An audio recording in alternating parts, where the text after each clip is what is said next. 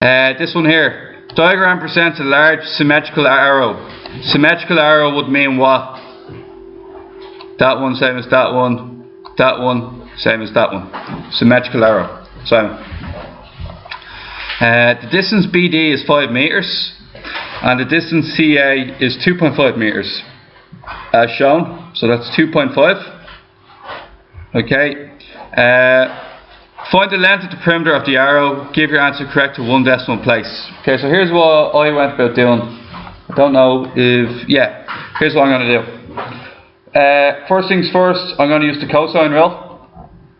I actually just figured out the length, the 2x length straight away using a quadratic equation on a cosine rule.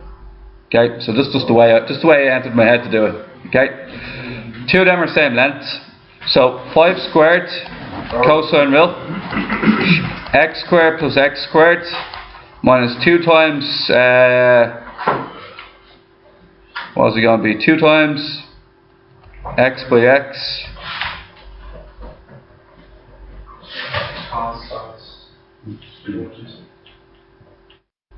Turned out I did it wrong yesterday, but anyways, got the same right answer.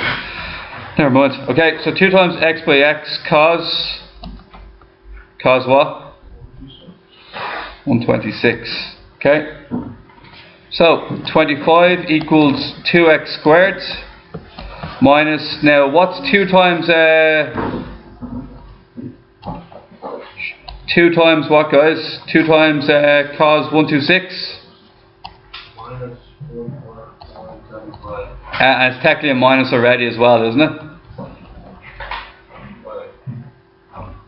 Okay, so it's already a minus. So we have here is minus 1.11756, okay? This is not minus. Oh yeah, so it comes a plus. Okay. Next thing I'm going to do is going to add the two of them together. I'm going to get 3.1756 x squared. I'm going to divide the 25 by that number. 25 gets divided by 3.1756. And we get 7.87. Yeah? Square root of 2.8. 2.8, alright? So, x equals 2.8 meters. Okay? So, what we have here is our 2.8 meters. 2.8 meters, and this one here is our 2.8 meters. Okay. Now, what else can we do with this? You can take 126 away from 360 divided by 2 to get the other two angles. Yeah. The other two angles are 117. Like within the actual arrow. okay. This is like a flatron, by the way. It's not like a 3D one either. So that's not 90, by the way, even though it looks like a 3D 90. Okay. So what we're going to do is what Whelan suggested. We're going to get our 360. We're going to take away our 126, and then we're going to divide by 2. And then we're going to divide by 2, and what do you say we got? 117. Now that's perfect now because we have yet another cosine rule open to us. This time with 2.5 on either side and the 117 in the middle. So we have a very basic cosine rule going on here. So here's what we're going to do. We're going to call this side y. Y squared equals 2.8 squared. If somebody can be active on the calculator, that'd be awesome. 2.5 squared minus 2 times 2.8 times 2.5 cos 117. What's y squared come out to be first? 20.4. 20.44? 20.44. And then square root that? 4.5. 4.5 meters, yeah? 0.2, yeah. 5.2 meters, grand, okay? Now, here comes the interesting part, okay? Find the length of the perimeter. So that is going to be 4.5, another 4.5, plus a 2.8, plus another 2.8. So what's the total then? 4.5 plus 4.5, it's going to be 9 plus 5.6. So I'm going for 14.6 meters. Yeah. What? Yeah. 14.6. Yeah, 14.6 meters.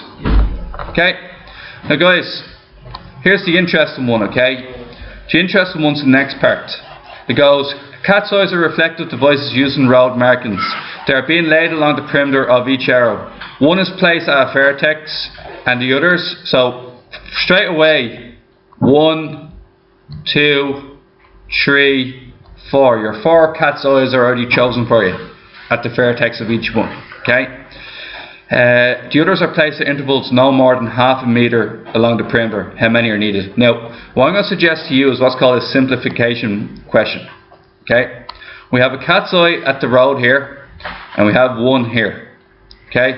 And you aren't allowed to place them more than a half a metre. Okay, so let's start off with a really easy question, okay? If this full length was, let's say as an example, was I don't know, 2.5 meters long. Let's say that this length from here to here is 2.5 meters long. How many lights do we need?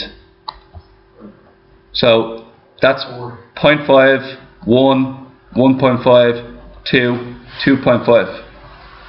So it's actually one more than you think.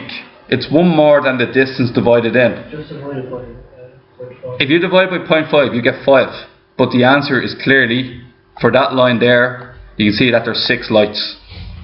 Yeah, because you're finding the segments. You're finding the segments. Yeah, so you need to find the segments, not the total. You need to find the segments and add 1 on. Do you get that?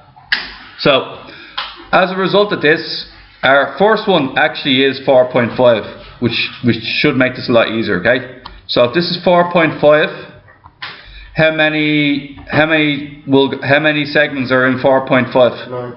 9 segments, right? So that means that there's going to be 10. So 1, 2, 3, 4, 6, 7, 8, 9, 10, right? So 10 in that one. Does that not include Sorry? Does that not include AM? Oh, I got to rub one of them out, is it? No, he's just asking. Includes A and B. So let's go again. 2, 3, 4, 5, 6, 7, 8, 9, 10.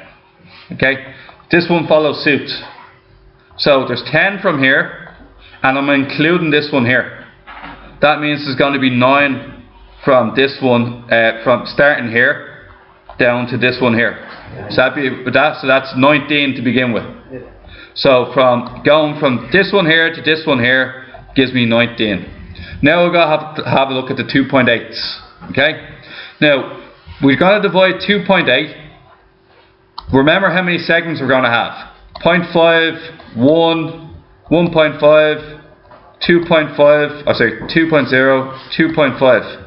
That's 5 segments, yeah? But the problem is that we actually have to go all the way to 2.8. So we can make the segments smaller than 0.5, but we can't make it larger than 0.5. So once again, it's going to need the equivalent of 1, 2, 3, 4, 5. It's going to need the equivalent of 6 segments. How many lights are needed to provide for 6 segments? 7 lights. So now we go up here. And we're going, okay, we're at 19 here, and this 19th one is inclusive of one of the 7. Okay, so that's 1, 2, 3, 4, 5, 6, 7. Same thing again. 1, 2, 3, 4, 5, 6. Really? I've double counted? Okay, thanks. There we go. Okay, so let's do a count. 10 from here to here. 9 gets us all the way to here. We would have 7, but we've already counted the first one. So 6 gets us to here. And finally, 5. And what is the answer to that? 30. 30? Yeah. 30 lights. Okay.